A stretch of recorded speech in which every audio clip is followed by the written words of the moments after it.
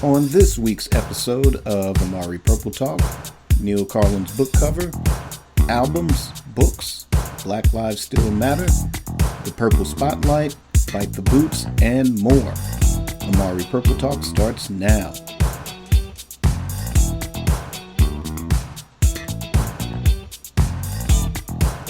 Welcome to episode 26 of Amari Purple Talk, a Prince podcast where I share my thoughts on the Prince musical Singularity. I'm Richard Cole, your imagination Funksoloist, and I want to start by thanking everyone that has tuned in. I hope you're enjoying the show. Please leave your comments on the show where comments are displayed. Please continue to download and listen from your favorite podcast platform. And YouTube listeners, please continue to like and subscribe. Feel free to also visit my website, www.amaricommunications.com. You may also click the links in the show notes to follow me on social media and submit topics or questions for use in future episodes and purchase Amari Purple Talk merchandise. And with that out of the way, let's start with our first topic. And our first topic today is Neal Karlen's book cover teaser.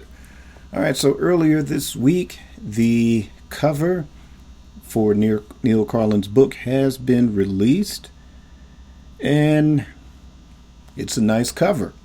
Now, of course, this is only a cover. It doesn't really give us any indication of what the book is actually about, but it's enough to get people excited. I think aesthetically speaking, I think the cover is a little bit better than the cover for The Beautiful Ones. I'm not quite sure what the decision-making process for the cover of The Beautiful Ones was. Was that something in Prince's notes as a recommendation? Was it handpicked by the publishers? Or, of course, obviously it went through the estate, I'm assuming. But I know there was a lot of initial mixed reaction to the cover when that cover was teased. This one, on the other hand, includes another very early sort of, late 70s era Prince. But given with the chosen photograph for the cover, and given that the book is titled, formerly known as, The For Real Life of Prince on and Off the Record, I think it works. Like I said, to me, it works a little bit better than the Beautiful Ones cover. I guess maybe kind of going with that 70s era, that probably I'm assuming that these photos were chosen because kind of based on reading The Beautiful Ones, that this era of Prince is kind of, never mind what we were getting in real time, but I'm assuming post reading The Beautiful Ones that this was sort of the last that we got of the quote unquote real Prince before he went full image Prince. I think there's an awareness lately. You see certain celebrities discuss this, but it holds true in a lot of our lives as well, where we kind of create this person, this image that kind of gets us through whatever it is, our insecurities, our weaknesses, sort of our foibles. It's sort of the image we present sort of to the public, and it, helps either sidestep a lot of adversity or overcome a lot of adversity. And then you kind of get to a point where that image no longer, sometimes where you still need it in certain situations, but there are moments kind of as you kind of mature where you can kind of relax and just kind of let your real self exist, or coexist actually. So probably with the choosing of these earlier photos as opposed to, say, a Purple Rain era photo, or even sort of a more recent photo like, say, from 2014, 15, 16, I'm not sure what, how much contact that Neal Karlen had with Prince, prior up to 2016. So I don't know what the cutoff point is for this book. So again, I'm going with the logic that the choice of the cover is relevant to what we would be getting inside of the book. Like I said, there's no, it's still early. We're still, what is this? I think it's released in October, like October 6th. Here we are, February. So we're kind of like roughly about less than 8 months out from the release of this book. So we probably won't be getting any additional information until closer to release time. So maybe late August, kind of going into September, he'll probably start making the sort of press rounds, and there'll be interviews.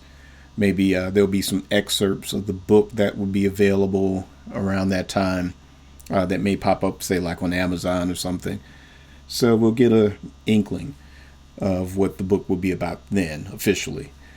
But for me, again, my expectations are, I'm hoping that this would be sort of the kind of, a lot of people may not know if you're not like huge Beatles fans or whatever, but kind of similar to the 1970 Rolling Stone interview that John Lennon gave, because a lot of people kind of reference that because he really rarely ever wavered on his opinions of a lot of things. Now, he did admit he was a bit harsh and bitter during some of it, and probably some of the things he said he didn't really mean. It was just said out of anger.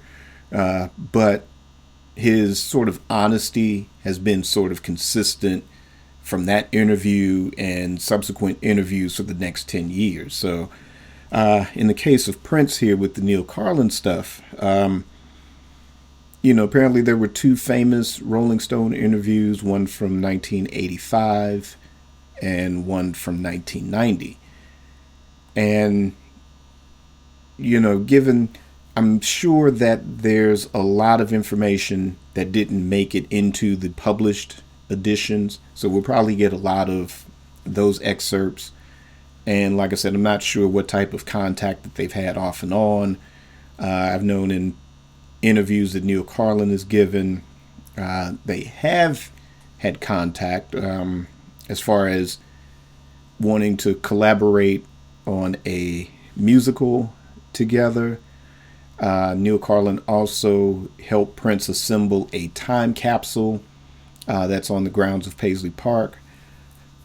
So there's no telling what items, and given with the title on and off the record, so I'm assuming the on the record stuff, or slightly off, would be different interviews that have been published or additional material from published interviews, and quite possibly unpublished interviews as well. And the off the record stuff could be from things given their time together, working on the musical, working on the time capsule, and any and everything in between as well. So my expectations, like I said, I'm hoping this book would have the weight of, say, a Lennon Remembers kind of weight from the 1970 Rolling Stone interview. And I also think that this would be a really great extension to The Beautiful Ones. Again, I really try not to judge that book harshly just based on the circumstances of how we ended up with this particular book in the form that it's in.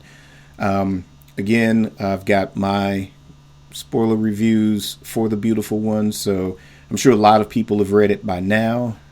If not, by all means, get the book.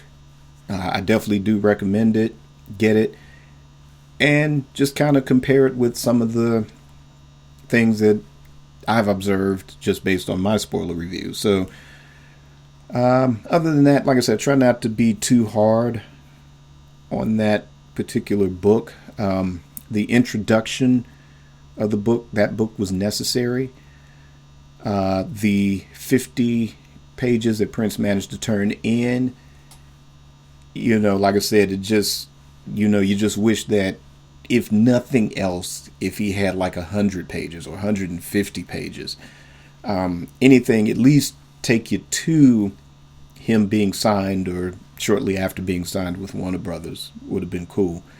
But like I said, you get so much information and you're moved by just the magnitude of just those 50 pages alone in that. So, and then the rest was just kind of filler or a buffer that, in hindsight now, like I said, could have been handled differently, or a little bit more time should have been taken with it before releasing it.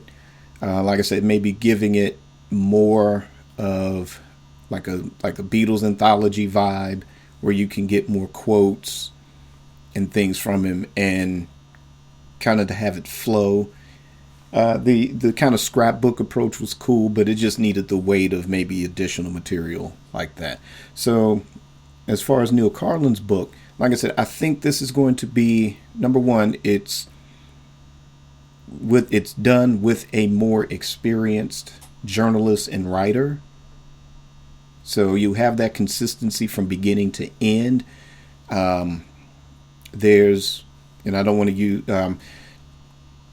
don't take the word agenda in the wrong way, but there's an agenda, there's a mission statement that would be consistent from beginning to end with that. So, like I said, I'm guessing, and then you're also getting the real, because these are from interviews, so these would be Prince's own words, and not just kind of like your typical biography, where in the case if the artist isn't involved in the writing of the biography, then it's basically a collection of sources. So this is based on actual conversations, again, hence the title, on and off the record.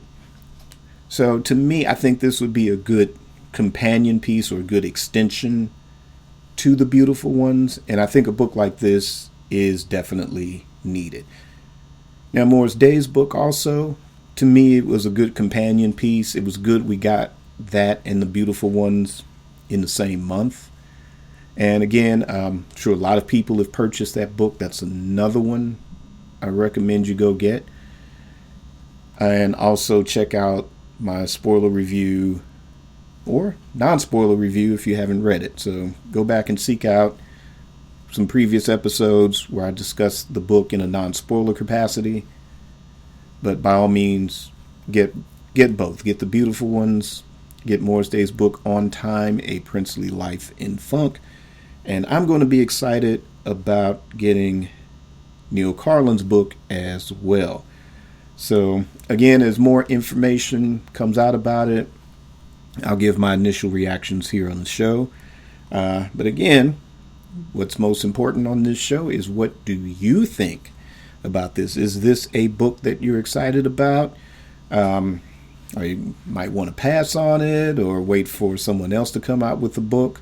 Leave me your comments and let me know your thoughts. And we're going to end that topic and jump right into our next topic. And the next topic are books, albums, Black Lives Still Matter. And with this topic today, we're right in the middle of Black History Month. And I've noticed throughout a lot of members of the Prince community out there, that famous quote from the Grammys about albums. Remember those? Well, albums, books, just like Black Lives, still matter.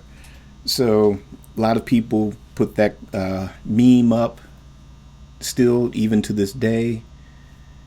And, I just thought I'd give this topic some shine, because, I don't know, let me go back in time a little bit with this one.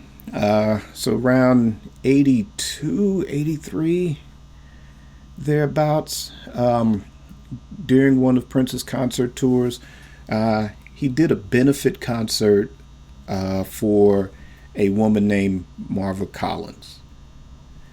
And Marva Collins was an educator, but she ran a program that would help inner city students get a leg up on education, because, the school systems, especially when you get into the 70s, 80s, even today, a lot of major cities, when it comes to the public schools in the inner cities, there's a lot of work that needs to be done and very few people making a difference in there. And that's not a slap in the face to the teachers that are in the trenches and doing the best they can. It's just that they need help, whether it's through you voting some people that would get those superintendents and the school boards to step up, or setting up programs that,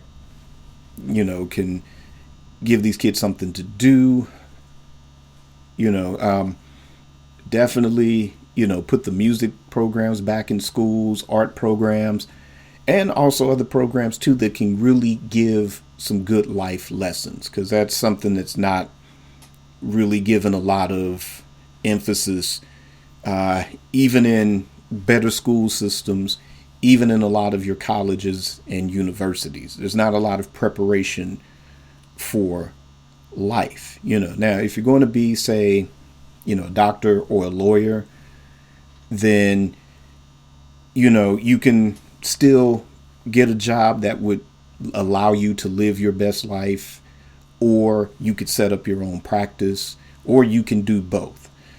But there's other, and it's based on your own individual ideas and goals,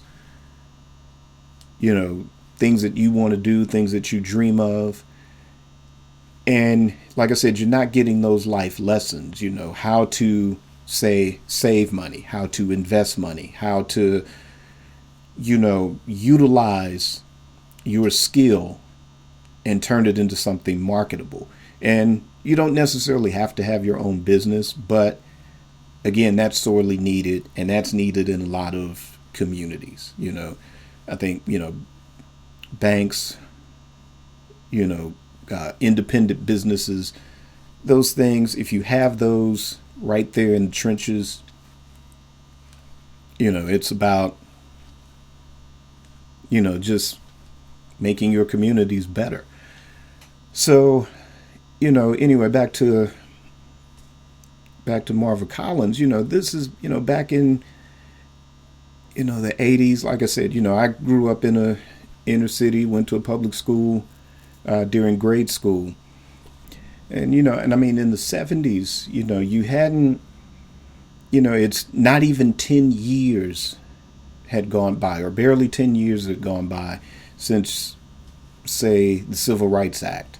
It wasn't even 10 years that had gone by, since the assassination of Martin Luther King, So a lot of that, and particularly, I would say, my generation, we were sort of that first generation just coming out of that, where it's kind of like we're the young minds, and a lot of what was happening was still fresh, I mean, it wasn't even, 10 years had not yet gone by since James Brown's Say It Loud, I'm Black and I'm Proud.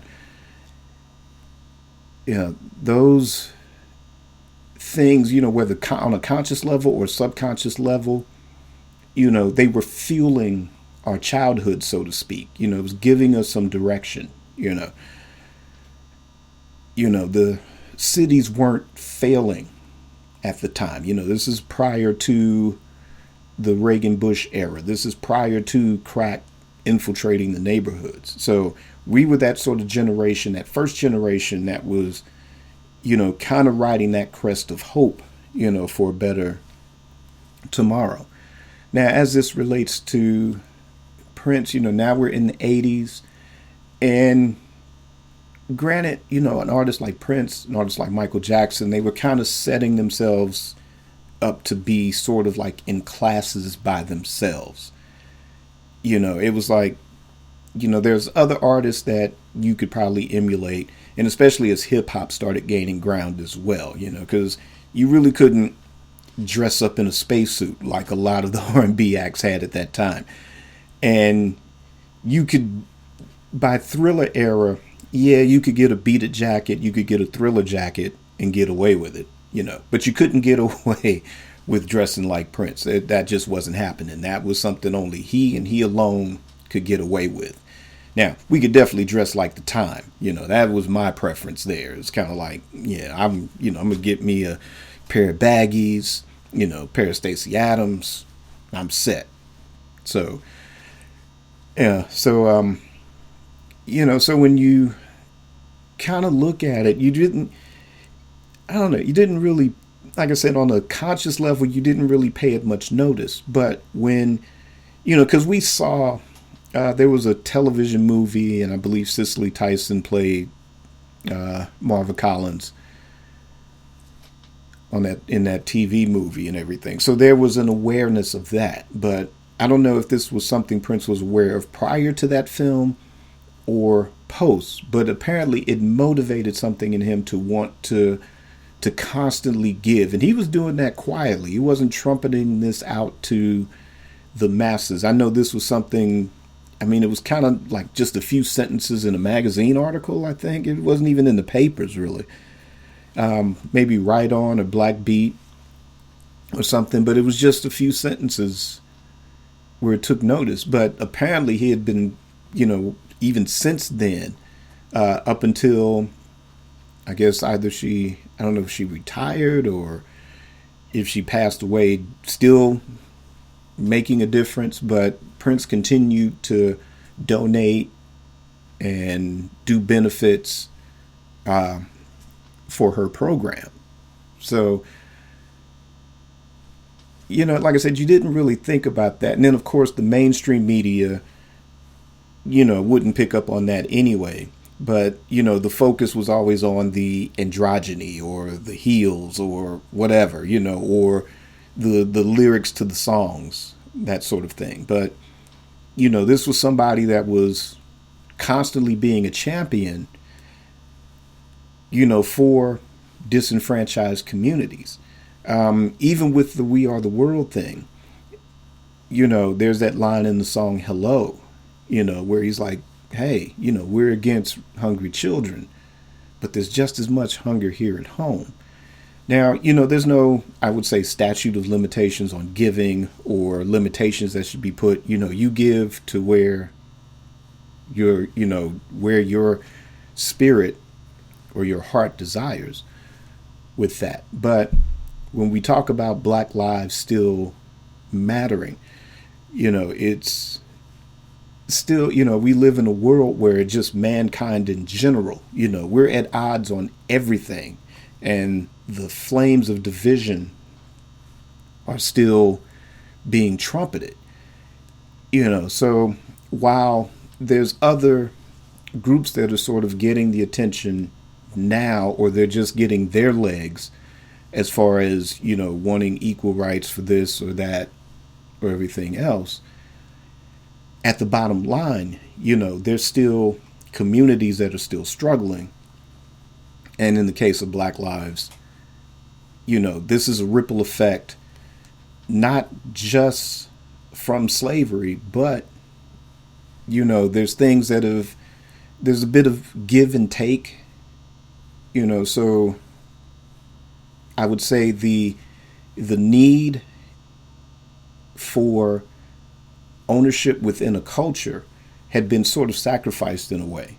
And that's not talking about segregation, but if you look at every other culture on the planet, say even if you're born in America, there are groups that through their parents or grandparents, they're there to instill, hey, well, this culture, we go all the way back to wherever, it could be, say, the history of back to ancient Rome, or, a Japanese culture, a Chinese culture, or, or Jewish culture. There's that sense of culture. And when, you're the only group that did not come here voluntarily, when you're the only group that had been so separated that you couldn't unify as a people, then the ripple effect hundreds of years later or even decades ago,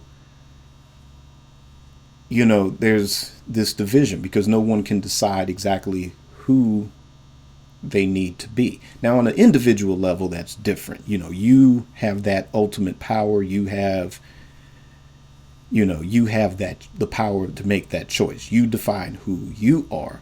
But within the context of what a culture is and why books and lives matter, is a culture means that you own your economic structure. You're in control of your educational structure. You own you're in control of your religious structure in that. And those three things, is what makes a culture. And when you're disenfranchised, there's so many opinions as to what that culture should be. Probably one of the most important books you should seek out would be George G.M. James. And with that book, it traces how things sort of became separated. And what I really loved about this book were the solutions that were planted. And basically, it's throwing everything out and starting fresh and deciding from one point forward, what you're going to be, what's the religious structure or what's the spiritual structure? How do we pool our resources economically? And how do we provide an educational structure that teaches someone to be self-sufficient and also at the same time be that sort of constant reminder that this was your starting point, whether it's, decades ago, hundreds of years ago, centuries ago. And this is why we continue to this day. And again, this isn't, I think the thing is that there are people that sort of have a little, that are holding on to a certain power structure, and they're holding on to it out of fear, meaning that if you allow someone else, whatever, they're scared they're going to lose everything. And the planet benefits because everybody's on that accord, everybody's sufficient. And, your spiritual system should reflect the face of your culture. And at the same time, it should not be set up to say, mine is better than yours. Just celebrate your rituals and move on. You're not going to lose power. You're not going to lose whatever. You're not going to whatever. People, as Prince once said, just want to, at the end of the day, just want to feed their families. And that's all it's about. This whole fear thing has just gotten a bit out of hand with it. But again, why this meme among the Prince community still circulates, even after 4 or 5 years later,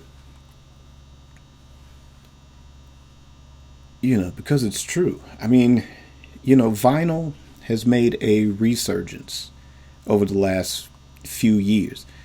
And it wasn't the old people that brought it back. It was the kids, these, discovering this in their parents or grandparents or some relative's basement. Like, what is this? And to be honest,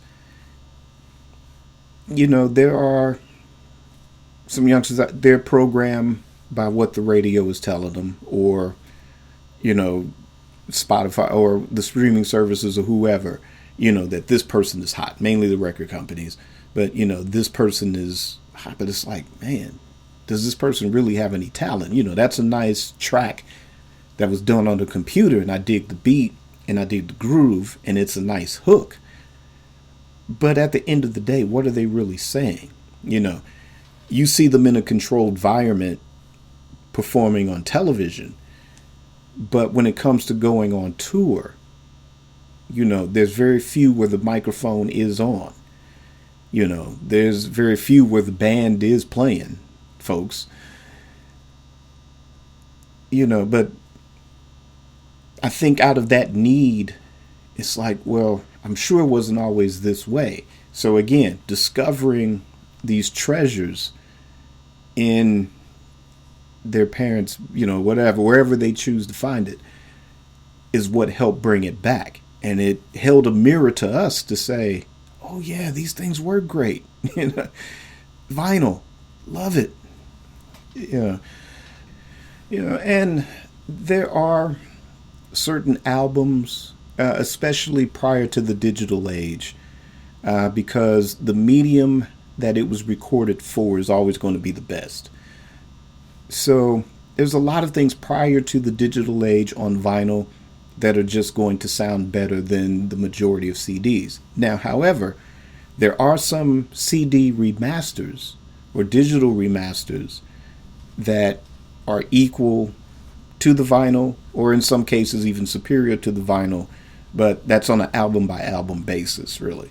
But in general, yes, vinyl to me is a lot warmer. Actually, I'm working on a sort of blog about vinyl. So I kind of started that today, and I've picked out 2 vinyl albums that I was listening to prior to preparing for this show. And, you know, it's not so bass heavy. It's, you know, I've got a pretty decent little turntable system I picked up from Goodwill. You know, pretty decent. But it does take you back, and a lot of those, the warmth and the nuances of the sounds, you know, as opposed to when I listen to something on Tidal or something on CD, you know, it's like, yeah, it's clean and it's proficient, but there's just a warmth in vinyl. So, and what really matters about vinyl are the albums. Of course, any album is important from any era, you know, because I mean, you can go back to jazz or blues, and, you know, granted, there's not a lot of heavy, say, Bob Dylan, Curtis Mayfield type stuff going on in the lyrics, you know, if a song had lyrics in that period, but they're a reflection of that time, and it meant something. And albums up until, say, maybe the Beatles' Revolver, Beach Boys' Pet Sounds, Beatles' Sgt. Pepper, basically people didn't think of terms of albums. They were a luxury item. However, there are some albums prior to the age of the quote-unquote concept album, or the age when albums really started to matter, where you had just a collection of songs that just worked. Because for most people it was, okay, here's 1 or 2 of that artist's hits and here's a bunch of filler. But there's very few in that period where it was about that complete anthology of work on that piece of vinyl. But as you got into your Bob Dylans and your Curtis Mayfields and what the Beatles were doing and what Brian Wilson was doing and how that sort of carried over into the 70s with what Marvin Gaye was doing, with what Stevie Wonder was doing, you know, then albums really do matter because of the absolute substance. And I mean, you know, the music was pristine. You know, what's going on, that entire album still has relevance. Every single note that was played or sung, for better or for worse, still has a relevance. And with as much stuff that's going on, there should be somebody within their 20s or 30s that's an artist that should be putting out a body of work for this time period, for the 21st century, for 2020, that should have an album that's that equivalent. We shouldn't really necessarily have to go back almost 50 years and pull out of what's going on. With in relevance to things that are going on in this country, Stevie Wonder's song "You Haven't Done Nothing," word for word, still has relevance. But there's nobody that's in their 20s now or in their 30s now that's saying it. Now, granted, there'll be this argument for what's passing for rap music these days. There's an argument for, well, I'm just reflecting what I see, and that's great. But where things have become stagnant, and yes, things have become stagnant, is that there's no solutions. There's nobody standing up to say, hey, I got something to say. They're being held sort of hostage by the major record company because it'll freak them out to have somebody that says something that puts somebody on the same page, or says something that literally makes you actually have to think, which is what, if you put, again, the What's Going On album is a beautiful suite from beginning to end. And while you're marveling at just how beautiful the sound of it is, to what those Motown musicians, what the Funk Brothers were laying down on that album, then there's the beauty of Marvin's lyrics, and especially how he delivers them. And that's why that's still relevant to this day. Stevie Wonder's output in the 70s, exactly the same thing. Songs in the Key of Life. It's right there. Everything you need is in that title. Anything you need to know about life itself is in that 2 LP set. Yeah. If you guys check out my Emancipation special on YouTube, I make a case to where Emancipation is Prince's Songs in the Key of Life, because it covers, again, life, and it covers it in a way it's not necessarily, in a hip hop way of viewing life. It's not capturing a certain segment of people. It's capturing a people. And to me, that album, like I said, is the sort of 90s equivalent. But the way record industry rules, how things were changing, media-wise, computers, that thing. And also, record company politics, because EMI did fold. So that album really didn't get a chance to gain legs. But now that has been reissued, I recommend you go get that and listen to it. Because, again, there's a substance that's there. There's nothing wrong with having a party. There's nothing wrong with getting down. But I think that the way things are, we need to balance some of this negativity out. We need a 21st century equivalent to what's going on. We need a 21st century equivalent to Songs in the Key of Life. We need a 21st century equivalent to Emancipation. And, anybody that's into music or a musician, that would be my challenge. If you're not tied or held hostage by a major record label, again, what Prince was talking about and what he fought for and laid his career on the line for was having that independence. You now have the necessary tools to get your message. You don't have to be coerced by millions of dollars because you sell out the CD of your trunk. You getting that $7 to $8 a CD as opposed to 50 cents or pennies on the dollar if you really sign a really crappy deal. You know, you're in control of that. But that's what we need. We need that 21st century equivalent to those classic albums. But again, those albums matter because that's the signpost. You know. And two, just the beauty of playing. It doesn't necessarily have to be a heavy message, but you had musicians that were playing. Nothing wrong with the computers. I use the computers myself. This theme song for this show, the one for the Funksoloist hour that's coming up, that's done with computer too, but that's just out of necessity. But to my right is still my bass guitar here. And over behind me somewhere is still my acoustic. I do need a new electric though. But beyond that, that's, real music by real musicians. And that's something that still matters as well. And it's good to see some of these kids that are coming up. I can't think of their names right now, but their videos have been popping up all last year and probably the year before.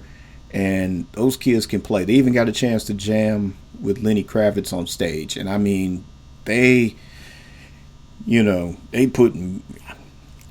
a primitive player anyway. I'm not technically proficient, but man, that makes you, it makes you feel great, and it kind of makes you feel ashamed at the same time, because it's like, damn, they're that good, and they're that young too. But it's still nice. Then there are these, Greta Van Fleet. They get a lot of flack for just copying Led Zeppelin a bit too much. But you know what? Just shut up. These youngsters had the foresight to listen to some Led Zeppelin, get inspired to be a band, and play their instruments, and that kid's microphone is on. So we need more of that. We need more, D'Angelo's. We need D'Angelo to come out with another album, but we need some younger D'Angelo's to come out too and kind of keep this funk narrative going too. Keep the Prince influence narrative going too for generations after us. So that matters. Books, books contain information. Now, you can't necessarily live your life off of that, but reading is just getting information and then utilizing that information within your life experience. So if it's something that holds some weight and is relevant to what you're going through, positive or negative, if it enhances your positivity, cool. If it helps you sidestep the adversity, cool. If it helps you learn about something or someone else or another culture, how life, or maybe connecting the dots and figuring out, oh, well, this is where this went wrong here, and making adjustments in your own life, again, to sidestep the adversity. Because, what's another thing that Prince used to talk about is entropy. And a lot of times we all get caught up in entropy. I get caught up in it from time to time. But sometimes I try to stay quiet when there's a lot of moving parts and find that opening. And there it is, just like I said, it's just information and how you utilize it in your own life as well. So, I mean, definitely during this, and not just Black History Month, but every single month of the year, like I say, we all celebrate Prince as a community, just looking at a lot of the demographics from my show and looking at the demographics for, the other Prince podcasts, looking on social media, Even way back in the MPG Music Club days, they're, we're from all over the world, and, we celebrate this particular artist. We enjoy other artists, other styles of music, other forms of music as well. We're pretty well, for the most of us, pretty well versed musically and pretty well versed on music history. And with Prince, it's, he's managed to challenge us, and really, I'm about to talk about Madhouse in a little while. But, he's challenged our, comfort zones musically. And even a lot of times, even through certain interviews, especially later ones, he's really managed to challenge our world views as well. And, I know he had always pretty much been consistently tried to really kind of blend the spiritual and the sexual with his music. But I think as he got more into the Jehovah's Witness faith, and depending on who you talk to in his later years, that he may have abandoned that faith. I know the Essence interview from, I think that was 2014. I was really glad he was taking notice of authors, scholars like John Henry Clark. If you get a chance, go on YouTube and look for A Great and Mighty Walk. And this was a great documentary. I managed to kind of sit down and interview John Henry Clark, before he passed away, and really listen to this man break down, not only just Black history, but world history, because, again, Black Lives Mattering, there's a whole context of history long before slavery that exists. And, I'll let you seek that out and let him tell it. But there's also one of my favorite books by John Henry Clark deals with, it's Christopher Columbus and the African Holocaust. And to get a sense of where slavery turned into not even when it turned into a $1 billion business, the atrocities were definitely well before then, but to see that history of how the rules of engagement regarding slavery and how it just kept taking an uglier and uglier and uglier turn because it was becoming a $1 billion industry. And it really makes you question why we even bother to put value on things. When other cultures were in better harmony with nature, even when they couldn't get along with one another sometimes, the thing that would balance that out would be this tremendous respect for nature. So things like gold or diamonds, things that a certain group of people one day just upped and decided to put a monetary value on, when all it is just a part of nature. And just like nature is for everyone, and the land is for everyone too. So to see the sort of origins of how this ridiculous placement of monetary value on things of nature created this $1 billion genocide that had been taking place, and to justify it by saying that, oh, well, one group is superior over the other group. It's pretty ridiculous. But like I said, that book, actually, I break that book out every Columbus Day, so I just don't forget, because it didn't have to go that way. But again, seek that out, but definitely seek out A Great and Mighty Walk also.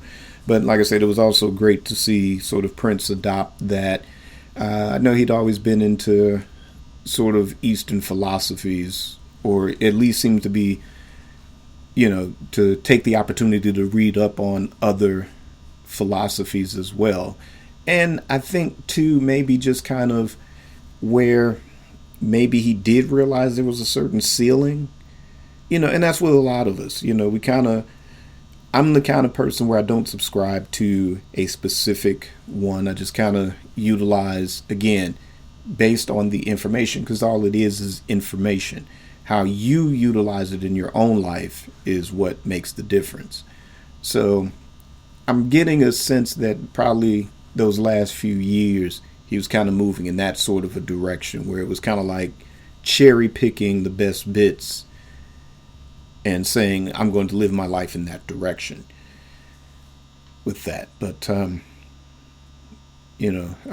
of that to say that, yes, books, albums, Black Lives, and I'll go there with this, all lives, because the only way we're going to get there is together. But for us, yeah, we have to kind of clean up our own backyard, so to speak, and we have to kind of somehow get on the same page on a certain level and define what we need to be as a culture. That way we can play better with other cultures.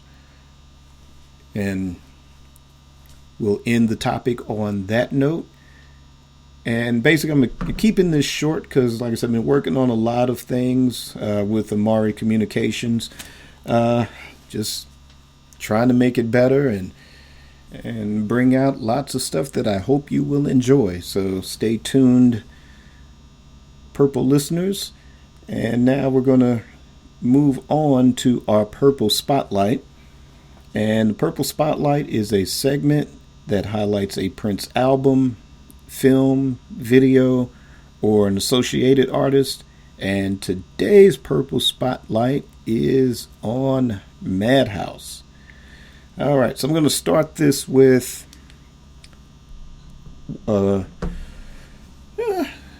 kind of a relatively cold evening in January, and one of my bandmates, songwriting partner, all around best friend in the world, we were trying to have a songwriting session. And usually we started this group and we kind of dwindled down to us. We'd have people sort of come and go in the band, but it was always like just the nucleus, just the two of us, and we would write, and we were sort of building our bones, accumulating equipment to write songs and record songs and demos and stuff. And most of the time we try to write eyeball to eyeball, and then we get to a certain point, maybe finish a song or two, and then go hang out, go hit the clubs or hit the mall, wherever there were girls. That's where we would be. But we would try to at least get something done, and then sometimes we'd get nowhere, and it's like, oh, let's just go hang out. But it was one of these evenings that he was telling me that he had this album, and it was like it had the Paisley Park label on it, and all it was, was just this girl on the cover, and it said Madhouse on the cover. The songs didn't have any titles. It was just 1, 2, 3, 4. And it's like, he bought it anyway. He saw it in the record store and he bought it. And he played, and it's like, well, it's like jazz, And it's like, okay. Well, now, from my point of view, and I really can't remember his so much, but I don't know. I think we were kind of up until that particular point on the same page about jazz. Like, up it's old music, saxophones, who needs it? Horns, when you can do the keyboards and the keyboards could do it. And then, there were people like Wynton Marsalis that was running around putting down Prince and putting down Michael Jackson at the time. And, it was from back then, I get it now. But then, when you're, late teens, early 20s, whatever. And it's like, you're entrenched with trying to be current musically or whatever. That, this was just some rumblings of a guy, well, jazz isn't getting enough attention, so he's knocking it. He's knocking everybody else that's being successful. But I mean, I get it now, what he was trying to say. But I just wasn't feeling, just like, I don't know, if it wasn't for hip hop, I really probably wouldn't have gotten back into James Brown, because it was like right around that time too with James Brown. It wasn't him writing and producing the hits anymore. It was sort of, what's the guy's name? Dan Hartman or whatever, that was, producing that Living in America and Gravity and all of that. And to me, that was just sort of a caricature of the James Brown sound. Even though, I mean, they were hits, but it's like, well, we heard all the classic stuff, and, it's kind of at that point where I guess we were all giving the classic stuff a rest, except for hip hop, though, because the DJs were utilizing the break beats and stuff. But kind of over time, it did bring James Brown back, and it did bring me back to like, oh, yeah, I know that one. Oh, got to get that record. Oh, I know what album that one's from. Let me go get that. And rediscover James Brown. But with jazz, it was a bit different, because again, it's what's in your father's collection. It's what's in, your grandparents are listening to, sort of, and the big bands and all of that. And it's like, but that's their era. This is my era. Give me some Parliament Funkadelic. Give me whatever. Kool and the Gang, some Prince. That's my lane. And then kind of in the 80s, it got to be that with the synthesizers and the cheesy drum machines and stuff like that. So when my friend got this record, this Madhouse record, it was like, but I don't know, I think it's not bad, it sounds pretty good. So he made me a cassette copy of it, and and I got to live with it for a few days, and I was like, yeah, this is pretty good. This isn't bad at all, so that was sort of, I would say, my gateway into jazz. Because from there, we started kind of, I know, again, even at that time, even though Wynton Marsalis kind of sounded bitter to us, Branford Marsalis was the one. He was kind of taking heat because he was playing saxophone for Sting and everything. So we were kind of watching little interviews and stuff where he's defending his position, for working with Sting on Sting solo records. And it was like, okay, well, we'll check this guy out. So I remember getting a hold of a couple of Branford Marsalis cassettes, and it's like, that guy's pretty good. My friend, he was getting like Dave Cobbs and David Sanborn and was playing that stuff for me. And I was like, oh, yeah, he's pretty good too. And, Miles still had stuff that was coming out current, so whatever the next Miles Davis release was, then I would jump on that. So I went back and got the You're Under Arrest album, and I've heard Tutu, and the one after that, Manla, or whatever it is. But that album, I remember like being in art school in California at the time, and like a couple of people would have that, and I got to listen to that, and that was pretty good stuff too. So getting acquainted with jazz, that was sort of my gateway into it, was through the Madhouse record. And if you remember me discussing Miles Davis last week, there is a website called The Last Miles, notable for its the interview with Alan Leeds.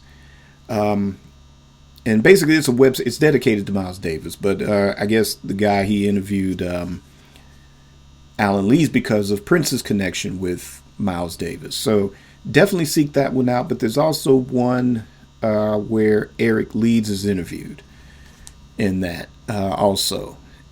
Definitely check that out, because that really gets more in depth into the history of Madhouse. And basically, I think after the Family Project, if you listen to that album, of course, the songs Yes and Susanna's Pajamas, that was sort of like the nucleus, or the sort of the genesis, that's a better word for it, the genesis of Madhouse. And I remember taking a video production class, and one of the assignments was to put together a talk show. And I was tagged as sort of the director of the project. And for the theme song, couldn't really find anything that worked, but Susanna's Pajamas worked. And, I'm playing sort of the rough cut for the theme song, and the teacher was just like amazed. He was just like, "Who is this?"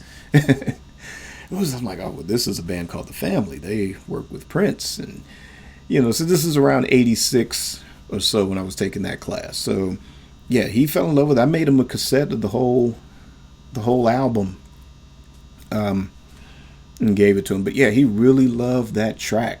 He was really enjoying that track, and kind of through then, because I enjoyed it too. But I think just because of what he was getting out of it, that I kind of took more notice of it. And when I play that album, I take more notice of it than I did prior to 1986, because it was just like an instrumental, and it was kind of like, to me, kind of after River Run Dry, the album sort of winded down a bit. But anyway, back to Madhouse. So, Prince, always thinking conceptually, decides he wants to put out this instrumental album. Now, he never regarded it as a jazz album, and really, in a lot of interviews that you read and hear with Eric Leeds, neither did he. But it did have, like I said, for people like me, and for people like Walter too, that was sort of a gateway, and it opened up our horizons to get more into jazz a bit. And for younger jazz musicians, that was an album that they took notice of as well.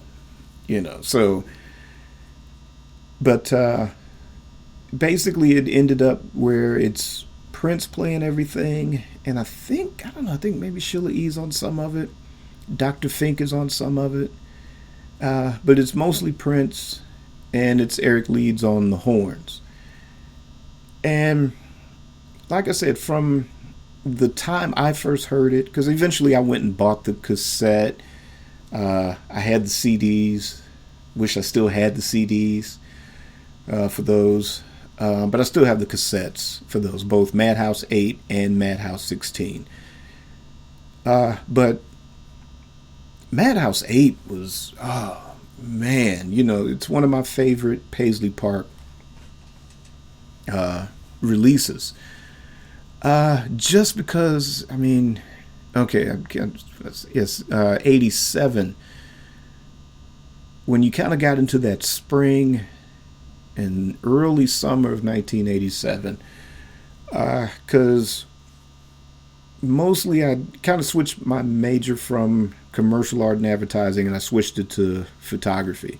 So I was doing more photography, and kind of used to have like a little makeshift dark room set up. It wasn't the greatest, because I had all kind of light leaks and tried to plug them up the best I could. But I would be doing a homework assignment, and I would be literally up all night, processing the film and really trying to get the best print that I could possibly get. And that album was the one that I would play, as it was starting, especially when it started to get to about 3, 4, 5 in the morning, then I would start to play that. And by the time I would get to the song 8, just how mellow of a track that is. And to have that playing, just as it's daybreak or just as the sun is coming up. And like I said, I'm in this little makeshift, kind of like this little hall, well, not a hall closet, but it was like a sort of a pathway to the basement. It had a door, and that was probably the darkest area where I could work, but it still had light leaks. So as it was becoming more and more like daylight, then, it was just basically time to put it to rest because I wouldn't be able to get anything done then in those days. But just to hear that coming up the way that it did, oh man, and you're kind of in that little buzz because you've been up all night working and you're tired and you really want to get some sleep.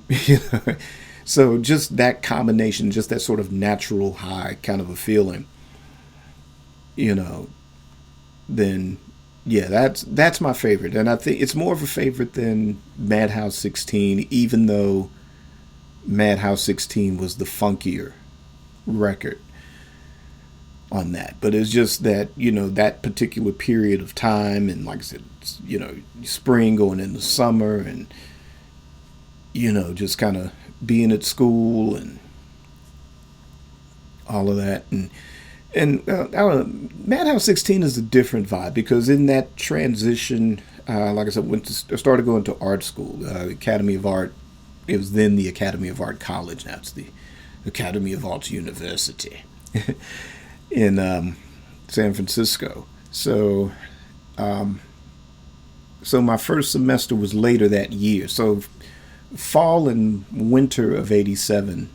By then I was living in California. And then I bought the Madhouse 16. I also bought St. Paul's his first solo album there. Also, Alexander O'Neal's Hearsay. That had been released, but I bought it when I was living in California. So those records, if I think about fall and winter, 87 going into 88, and just living in California and, being away from home for the first time and living out there and kind of learning how things are. So, those songs kind of trigger those memories a bit with that. So, but I'd say that was the 1-2 punch, with Madhouse. Madhouse was more of a band effort because you did have Sheila on drums, Levi Seisher on bass, of course Prince doing everything else. Let's see, I'm not sure if Matt Fink was still involved, and of course the man with the horn, Eric Leeds, on there. Like I said, definitely check out any and every interview that you can. There's other Prince podcasts, Podcast Juice. Let's see, and I can't think of any of the other ones. Anybody that has interviewed him for their Prince podcast, definitely check those out. Just his insights on, jazz. Listening to him, I got hip to Miles Davis's Arcada album. Definitely a funky piece of work if you're into that period of Miles. Definitely that's one to check out.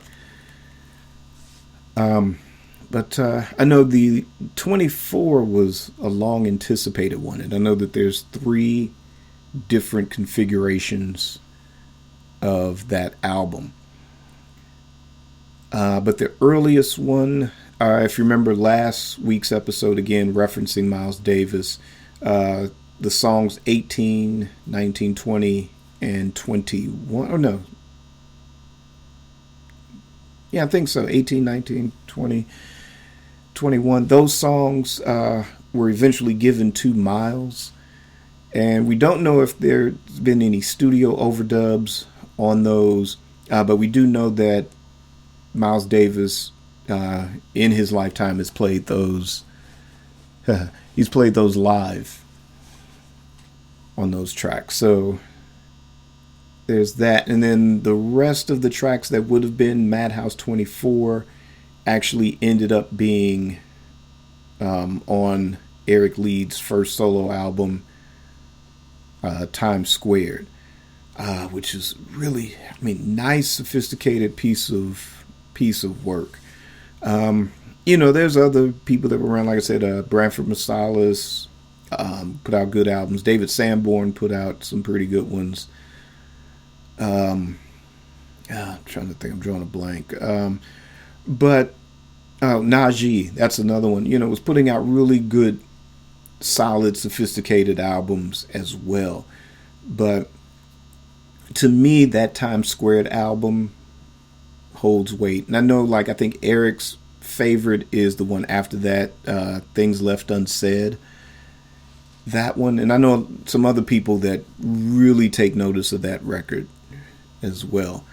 But again, good solid pieces. Both of those should still be in print. And I'm not sure if, eventually, I'm sure the estate will get around to the associated acts, especially the Paisley Park signed acts. There should be some reissues, hopefully one day. I don't think it'll happen in the next 2 years or so. Maybe in the next, hopefully 3, 4, maybe 5 years. Maybe after that point, hopefully we'll start to get to see a lot of those, unless, Warner Brothers. But actually, I don't think Warner Brothers actually owns those. I think from things that I've read that Prince had the masters of the Paisley Park stuff, even though he couldn't get his own stuff for a long, long time. But I don't know. Yes, that stuff should be re-released at some point, I hope. Like I said, it'd probably be after Sony acquires everything in 2021.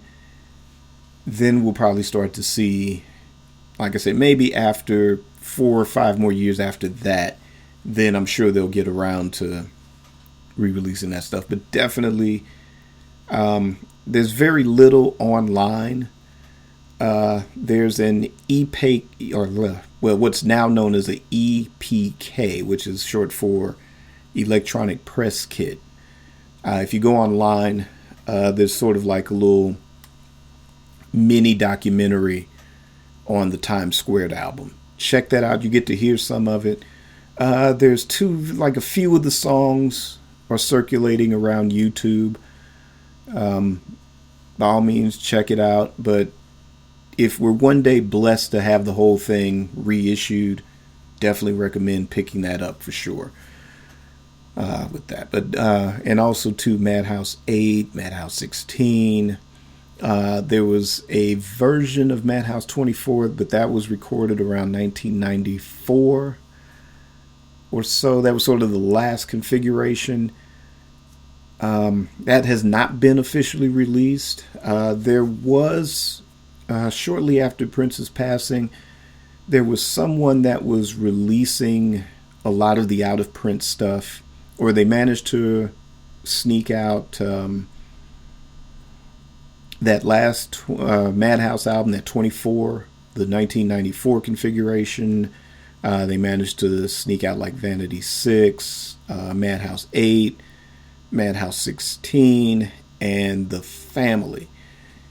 Of course, I guess the estate caught wind of it, managed to shut that down. I got some of that before they shut it down. But yeah, I was disappointed to learn that was not an official release. So I'm hoping one day that will see the light of day on that. But definitely Madhouse, by all means. Seek out that material. Of course, if you're entrenched in the Prince community, then you're well familiar with that. But again, this podcast is for everybody, newbies included. So I also, I do these purple spotlights to, for us diehards out there to say, hey, remember this? And then for the newbies too, again, this is also part of the Prince musical singularity. A lot of times, as you will learn, a lot of this kind of goes hand in hand, to the point to where, say, like The Family, it's basically a Prince album. He's just not singing lead vocals on top. You may hear him in the background a little bit, but the instruments are mostly his. Same thing with the Madhouse stuff too. It's mostly him. It's just that Eric Leeds is on the sax on that. So, but like I said, they're almost in to a lot of us that have been there since the early days. They're kind of almost considered as important as Prince albums, or in some cases, they're still considered Prince albums. So you'll see that symmetry, a lot of you newbies, as you do a deeper dive into the Prince musical singularity. Like I said, hopefully you're learning through this show, and definitely a lot of the other shows that are out there as well. But by all means, our Purple Spotlight from Madhouse, by all means read, also too, articles, anything written by Miles Marshall Lewis, by all means.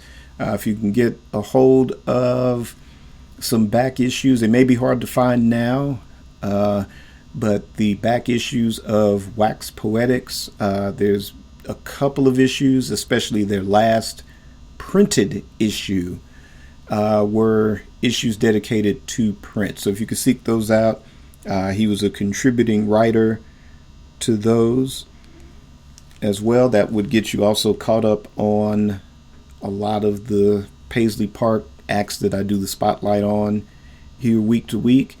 He also has the Paisley Diaries. Check that website out. Again, lots of good interviews, lots of good articles, sort of maintaining the history of the Paisley Park era. So definitely check that out. And again, to Madhouse, great music, great albums. Hope to see them re-release one day. Hope you get a chance to pick up those when they do.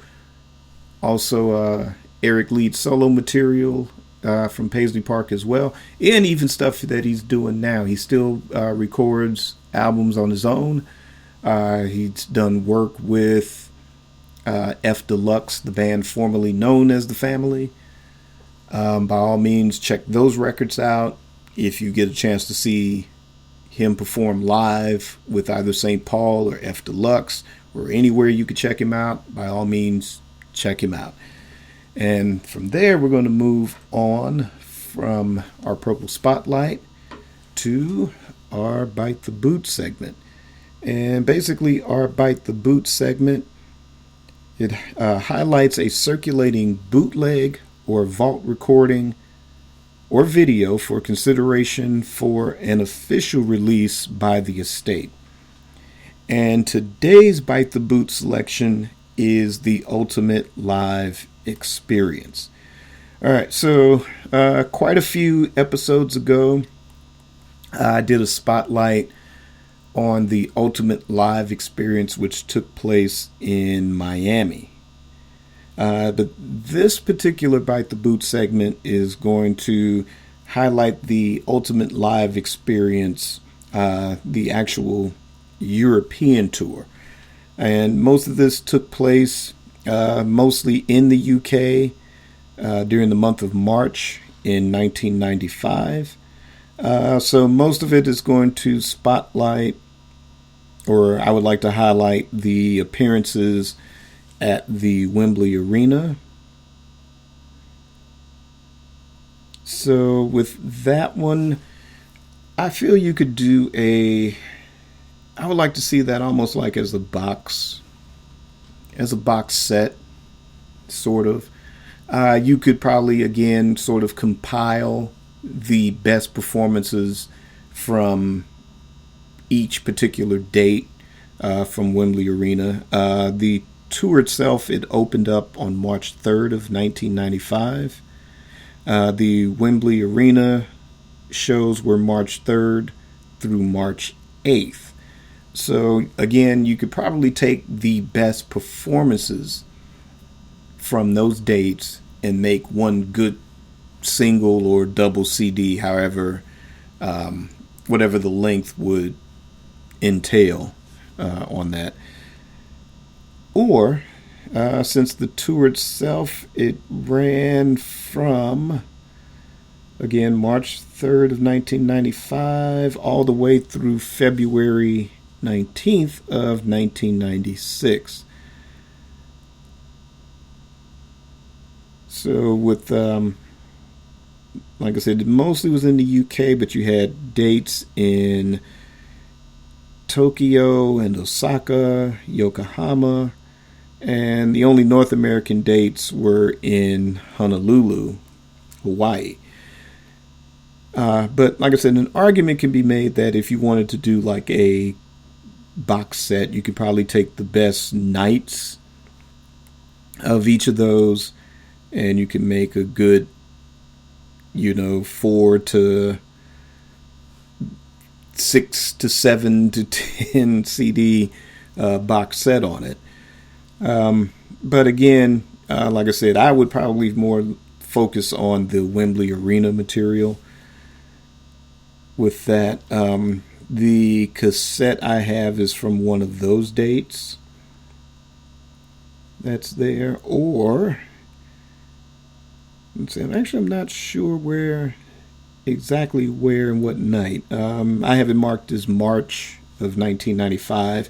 So it could either be Wembley Arena, it could be the one in Manchester, it could be Glasgow, Sheffield, or Birmingham. So it could be from one of those nights as well. I don't know, I have to give it another listen and really fine tune on which one it is. But the Wembley Arena one was the biggest. I believe each night was sold out.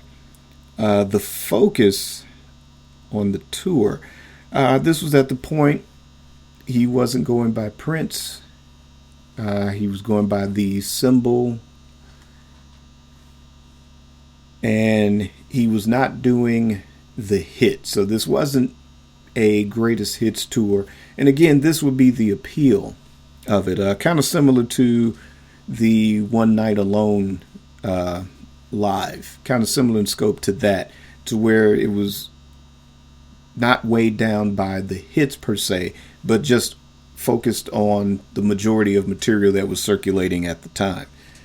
And at this time, there was the Gold Experience coming out? Was it not coming out? And Prince was on this mission. He was getting more and more fed up with Warner Brothers. He wanted out. And this tour was sort of, a way of still generating income, as well as promoting his mission of emancipation. But the majority of the tracks covered what would end up being on the Gold Experience, what would be on the Exodus album, and the Come album as well. The only things from the sort of Prince era were Seven. Of course, there's Pink Cashmere, which was on the hits and B-sides. And let's see, of course, the B-side, I Love You and Me, that one also. So that and Seven were the only sort of quote-unquote Prince era, or from what you would probably call the sort of classic Prince era, so to speak. But no Purple Rain, no When Doves Cried, no Kiss or anything like that. There were a few covers, like Graham Central Station's The Jam, James Brown's Sex Machine, and let's see, Proud Mary. But the other songs, like I said, just came from the Gold Experience, Come, and Exodus. And it's a pretty good set. And again, this is my favorite lineup of the NPG, because here was stripped down to just Michael Bland, Sonny T, Tommy Barbarella, Morris Hayes, and Maite. And this band, this era of the NPG definitely brought the funk. Now, later incarnations of the NPG, of course, it got more sophisticated over time. Still funky, definitely, but a little bit jazzier, as evidenced with the One Night Alone era. Started to get a little Las Vegas-y to me, sort of as we got into, 2007, 8, 9, and kind of up until Third Eye Girl period. A little Vegas-y in spots, but hands down, to me, this particular lineup of the NPG could go toe to toe and hold their own against the original lineup of the time. To me, I think if you were able to if you could do an imaginary tour, imagine what that would be like. Imagine what that would be like. And when you have Prince, and with Prince having Sonny T, which everybody, including Prince, looked up to in the early days living in Minneapolis, having that cat as part of your team, yeah, that band could have given, the original time a really good run for their money, and a better run than any version of the Revolution would have, to me. But yeah, so with this lineup and these series of shows on the tour, again, I would think this would make a really great single 2 CD box set. Again, if you're going to compile the best performances out of the best dates, or if you decide to take the best overall shows, period, from, say, you could take 1 or 2 from the Wembley Arena, say 1 from Manchester, 1 from Scotland, going all the way to Tokyo, Osaka, and then Honolulu, taking those and making a very good box set, good booklet. There's a lot of great pictures and photographs of the NPG during this period. You can include definitely some good still shots from that, or I don't know if there's any live footage that exists from this. Maybe you could pad it with the live material from the Glam Slam. Make that bundle that with the DVD for the box set, or, like I said, compile the best shows or the best performances from each and every one of those to make a single CD or double CD, and then bundle that with the Miami material. That would be a pretty good idea too. But this is definitely something that, again, I would like to see released. Again, a lot of these things are pretty much already in circulation amongst the collectors. But for me, I would like to see it cleaned up because, like I said, what I have, it's a cassette, and it's not the greatest sound quality in the world, but you still feel the energy from the performance in that, and it's really strong, it's really funky, and they bring it. And I would just like to see a nice little clean, properly mixed, properly mastered. Like I said, if you do all the tapes and do a box set, do that, or take what you can, mix it up, make a good single, double CD out of it, and release that. And again, even if it's a single CD, just have a good booklet. Like I said, lots of great pictures from that era. And I'm sure a lot of great still shots or still photographs from that as well. So definitely, by all means, that is something that I would like to see the estate release one day. And again, what's most important is, what do you think? Do you think that's a good idea for the estate to release one day? Do you have a different idea? Different era, different concert, different unreleased album? Leave me a comment and let me know your thoughts. And that is going to end this episode of Amari Purple Talk. And as always, catch me on social media. Also, again, stay tuned for the Funksoloist, the Amari Funksoloist Hour. Still in development. I've teased the theme song. Got a link to it, the YouTube link to that, promoting the show. Ignore my singing, folks, but definitely that's letting you know that this is coming. And again, it's about all the funk bands, whether it's James Brown, whether it's Sly and the Family Stone, Cameo, Lakeside, Ohio Players. I'm going to cover them all each and every week. But that's still in development, still working on the show notes, still doing my research, still creating the in-show graphics for promotion and stuff. So, but hopefully in the next week or so, that is going to be released. And also, too, check out my website, amaricommunications.com. Get you a Amari Purple Talk t-shirt, get a mug. Also get a We Funk t-shirt. That's cool too. And as always, keep it purple and on the one.